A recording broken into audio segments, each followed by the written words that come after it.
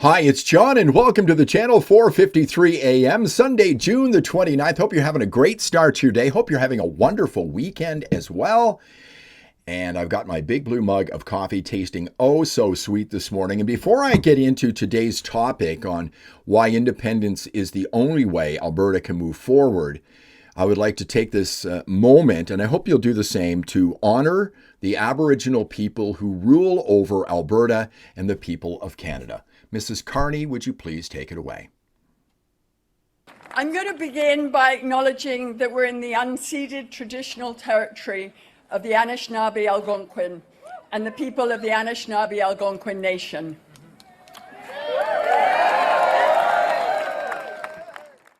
I'm sorry to have to subject you to that. I'm sure you find things like that offensive. You find it ridiculous. Land acknowledgements are offensive. They are ridiculous, but I did that because you need to understand who runs this country. And this small group of people that hold back the prosperity of my province of Alberta and the country called Canada.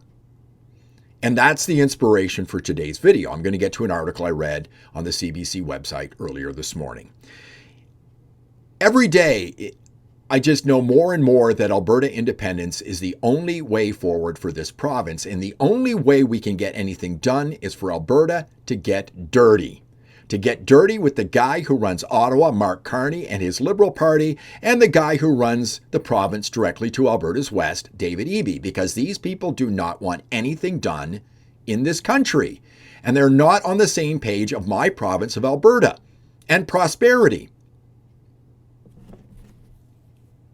I mean, Eby's already said he doesn't want to get rid of the tanker ban. That was one of the demands that Smith had with the federal government.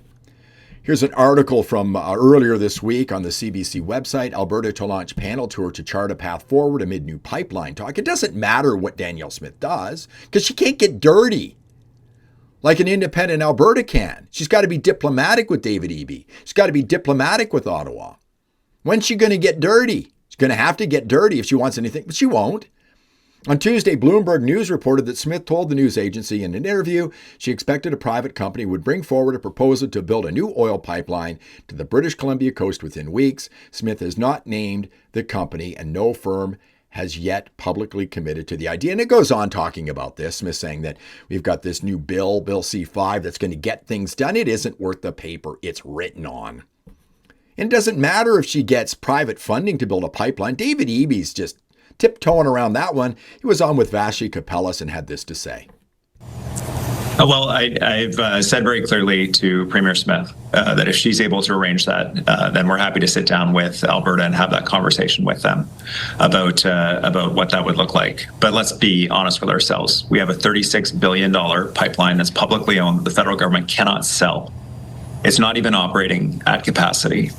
There is not a world in which that pipeline across the north happens without significant federal subsidy. If the Premier of Alberta is able to pull that off, I say more power to her. Let's sit down and have that conversation. Eby says he's willing to talk to Alberta if we find an investor for a pipeline through British Columbia, but that's not what he wants. He immediately gets to the buts. But the current pipeline we've got isn't up to capacity. It costs $36 billion of Canadian taxpayers' money. Anything new we build will have to be paid for by the government. He doesn't understand, because he's a leftist, that people like to invest in things and businesses like to invest in things that can make them some money. And that's what Danielle Smith wants. She doesn't want the federal government to have to pay for a pipeline. She would see that as a failure. She told Jasmine Lane this on her show yesterday. I certainly wouldn't look at having to build another pipeline with government money as being a success. It would be, I think, a failure of the exercise. The exercise we're going through right now is how do we restore investor confidence so that the private sector will have confidence in investing in Canada again. And that includes pipelines. That's what I'm aiming for.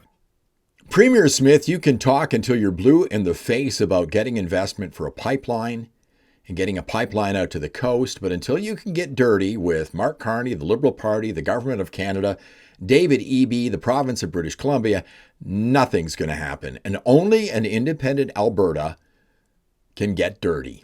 And I'm going to tell you how we're going to do that in just a moment. Now, the reason why I'm doing this video today is because of this article I read earlier this morning from the CBC website. First Nations on BC's North Coast say they would not support a new pipeline. See this face of this woman right here?